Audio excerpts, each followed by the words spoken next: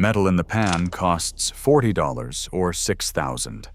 Same shutter, same truck, different timing. Most owners blame their tires first.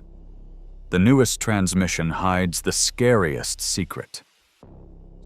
Start with the 8L90, because it is the one that drains owners slowly.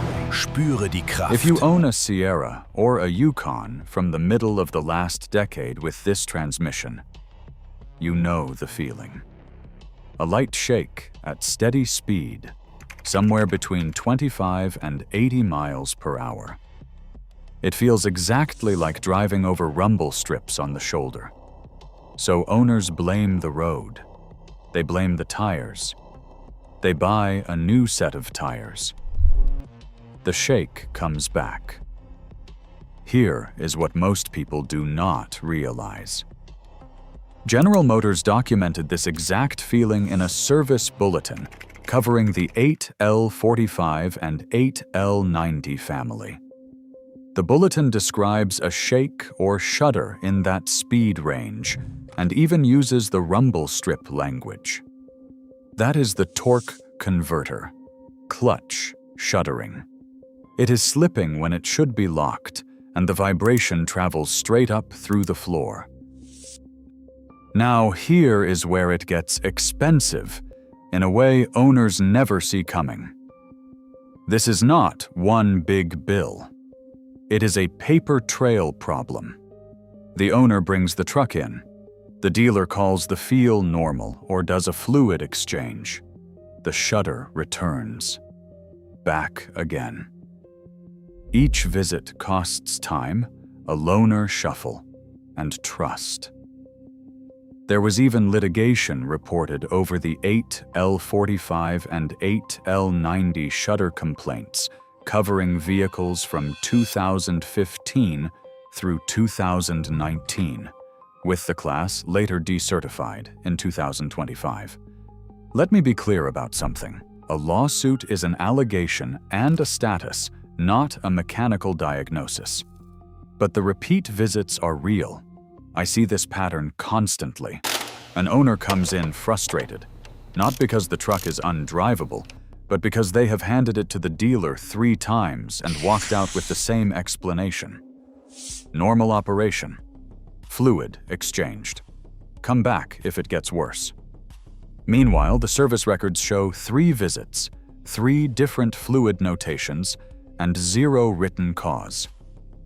When that owner eventually needs warranty support, goodwill consideration, or tries to sell the truck, that paper trail is working against them instead of for them. A fluid exchange and diagnosis is the cheap end. A converter or transmission repair is the expensive end, and the broad replacement benchmark runs roughly $6,000 to $6,500 before anyone touches a wrench. My take? The 8L90 rarely wins the single biggest invoice. It wins on repetition and lost leverage. Verdict, document everything, because the owner who keeps paper wins the goodwill fight. The next one is the opposite problem. It starts cheap and turns into a rebuild while you watch. The 6L80 is the transmission everyone calls old and cheap. It is cheap right up until the converter poisons the whole unit. Here is the catch. The early symptom feels almost identical to the 8L90. A shudder at steady cruise. So owners ignore it the same way. They blame chop in the tires. They drive on it. Let me walk you through exactly how this one goes from a $40 story to a 5-figure estimate. General Motors has a bulletin for the 6L80 and 6L90 shudder and surging that points at depleted fluid additives and a converter diagnosis. Stage 1, the torque converter clutch is supposed to lock solid and stop slipping. The fluid additives that let it grab cleanly wear out. The clutch starts micro-slipping. That is controlled slip turning into uncontrolled slip. You feel it as that rumble. Stage 2.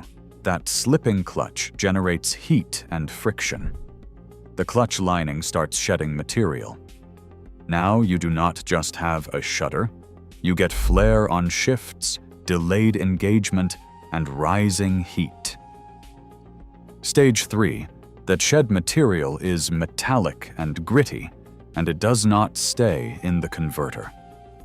It circulates into the valve body and the hydraulic passages that control every shift in the transmission. The bulletin itself instructs replacing the converter and filter if metallic debris is present, because once that debris is in the circuit, a fluid change cannot save it. And it gets worse. Do the math. If you catch it at the shudder stage, you are looking at fluid, filter, and a diagnosis. Modest money. If you catch it after the metal is circulating, you are looking at a converter plus a contaminated transmission, and that broad replacement benchmark again sits around $6,000 to $6,500. A dealer example on a 2019 Yukon ran roughly $7,400 to $8,000 for a replacement. Same truck. The only variable was when the owner stopped blaming the tires. Here is what that looks like in the shop. A truck comes in with a shudder the owner has noticed for about 4 months. He thought it was a bad road surface near his house. We drop the pan, and what comes out is dark, thin, and smells faintly burnt. The magnet on the drain plug is coated in a gray metallic paste, not just a light film, a paste. That paste is converter clutch material that has been circulating through the hydraulic circuit for weeks. At that point, the conversation changes from fluid service to rebuild estimate. 4 months of ignoring a rumble strip feeling cost that owner the difference between a modest service bill and a replacement that runs past $7,000 at a dealer. Verdict: the 6L80 is not automatically the worst, but it is the one that punishes a late diagnosis the hardest. If that sounds expensive, the next one is not about money at all. It is about safety. The 10L80 changes the entire conversation. Because the worst thing this transmission does is not in your wallet. It is in a federal safety file, and it splits into 2 completely separate buckets depending on what you drive. Bucket 1 is the diesel. The NHTSA recall covering certain 2020 through 2022 diesel Sierra and 2021 diesel Yukon and Yukon XL vehicles describes transmission control valve wear. Here is the mechanism.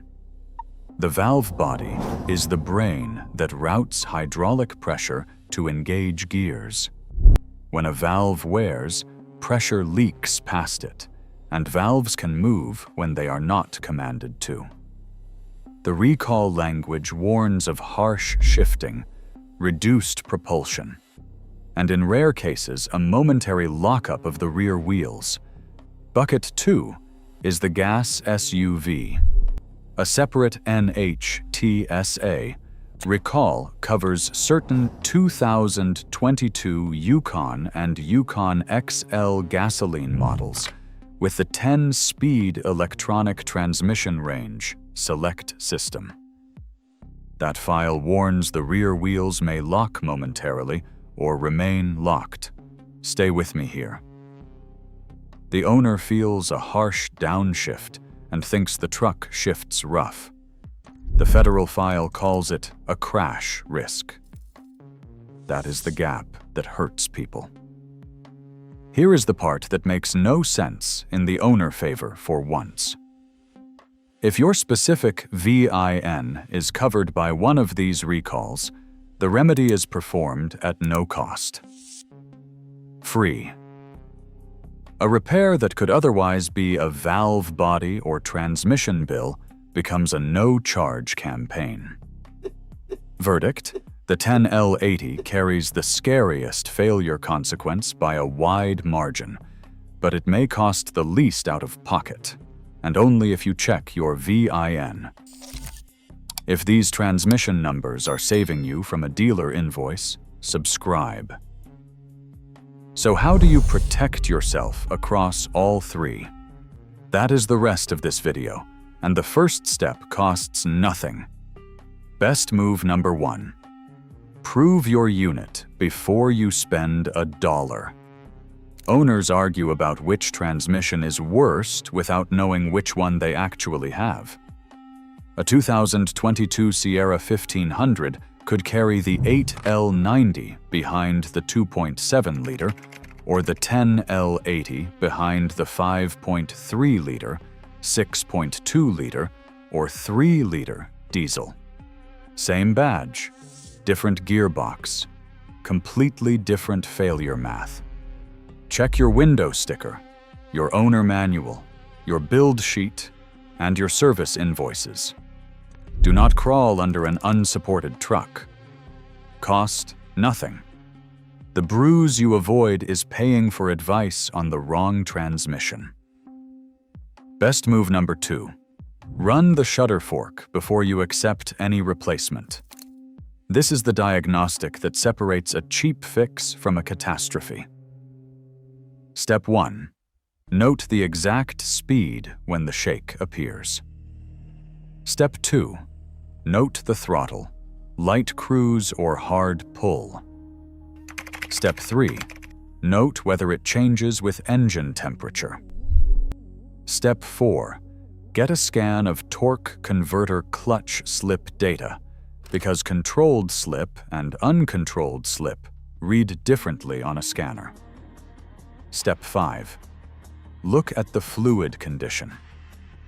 Stop immediately if you find burnt fluid, metal, overheating, or no movement, and never brake throttle test on a public road. Total cost: a scan and a fluid inspection, far under $100 at most shops, versus that $6,000 replacement benchmark. Best move number 3. Read the pan. The pan magnet and the fluid are the only honest witnesses in a transmission dispute. Clean fluid that smells normal and a magnet with a light film tells one story. Dark fluid that smells burnt with gritty metallic paste on the magnet tells you the debris is already circulating. One pan photo can erase the just service it hope in a second.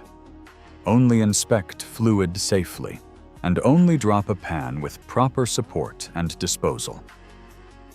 A DIY fluid and filter service runs roughly $100 to $200 in parts. A dealer service runs more, but either way, the pan tells you the truth before you authorize anything. Best move number 4, and this is the one that pays for itself more than anything else on this list. Check your vehicle identification number for open recalls before you spend 1 cent on the 10 speed. I told you the diesel valve body recall and the gas electronic range select recall both perform their remedy at no cost when your truck is covered. Here is why that matters more than any argument about gear count. Picture 2 identical 2022 Yukons. Same harsh downshift. The first owner takes it to an independent shop, gets told it needs valve body work, and pays out of pocket because nobody checked.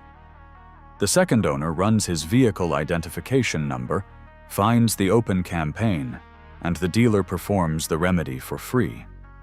That is the entire ball game.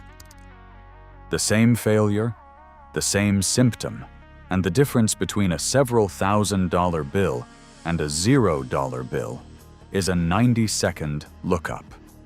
When you buy a used 10-speed Yukon or Sierra, This is the first thing you do before you negotiate, before you test drive.